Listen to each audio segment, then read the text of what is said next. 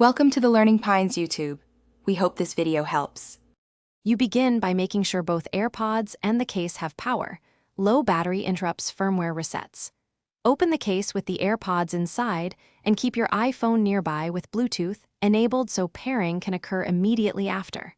Once done, press and hold the case button for 15 seconds.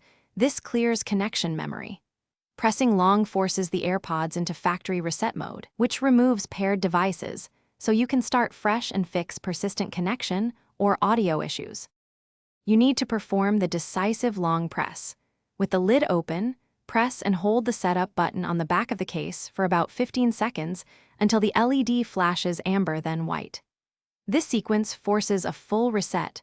Short presses only toggle pairing modes.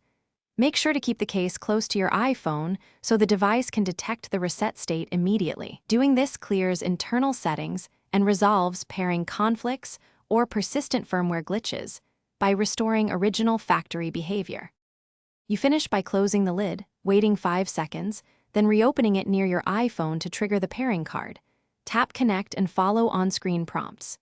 If pairing fails, make sure Bluetooth is toggled off and on or restart your iPhone, because cached Bluetooth states can block repairing.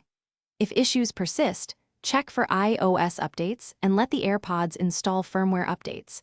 Outdated software can prevent successful resets. One tip: try resetting again after a phone restart if you still see problems. Thanks for watching. Consider subscribing if we helped you.